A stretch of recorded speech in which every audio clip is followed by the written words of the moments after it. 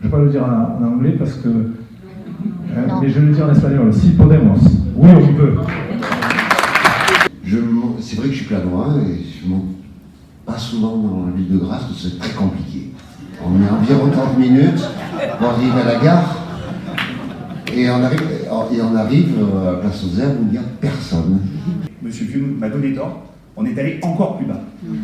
J'ai que 18 ans et j'ai pas grand souvenir d'une ville animée et je trouve ça dommage.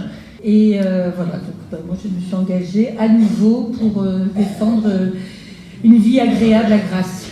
Une équipe de femmes et d'hommes que j'ai vu pendant plusieurs années défendre les intérêts des Grassois avec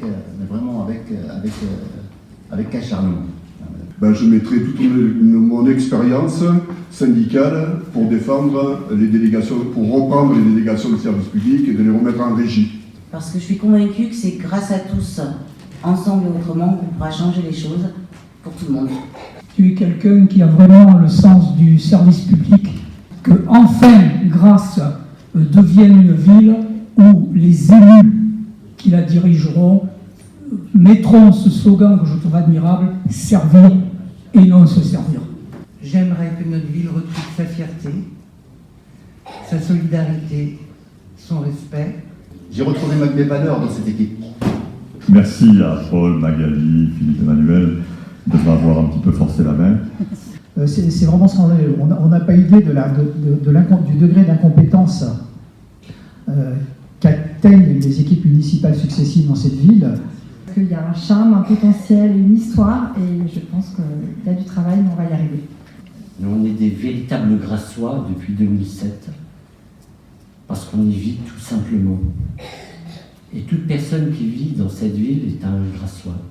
Il n'y a pas de plan d'urbanisme, les routes sont saturées en permanence, on ferme le centre de réanimation, on n'a plus d'eau potable. C'est-à-dire que tout est encore possible parce que rien n'a été fait et que tout s'est dégradé.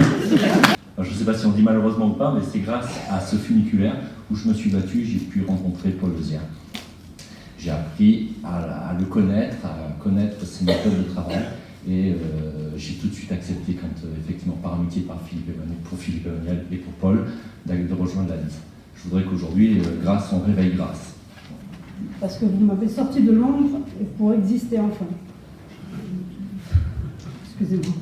Et quand on rencontre les Grassois, on s'aperçoit qu'il y a un cœur qui bat solidement. Il faut juste le réveiller. Et si aujourd'hui je suis ici, si j'ai mené mon combat sur le quartier, c'est pour sauver nos oliviers. J'en ai assez de cette politique qui ne mène à rien.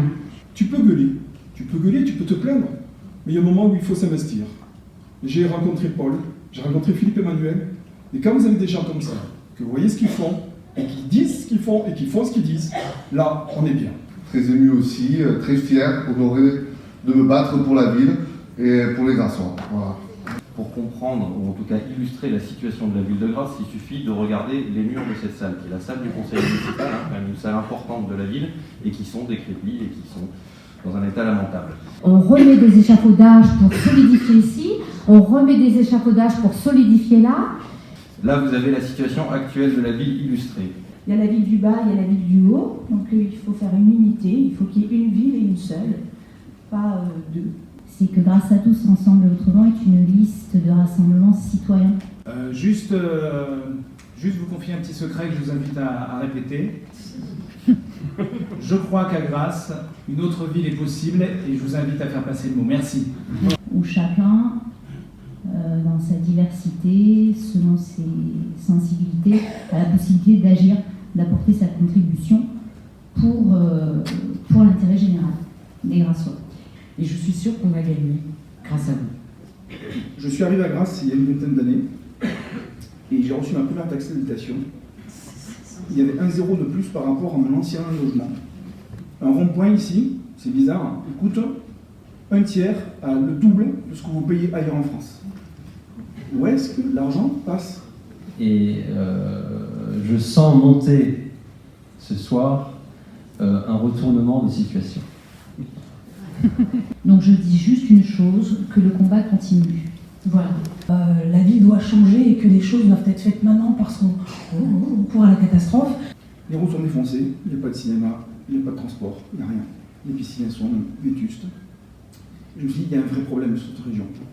Donc, le 15 mars, rassemblez tout le monde et votez pour nous.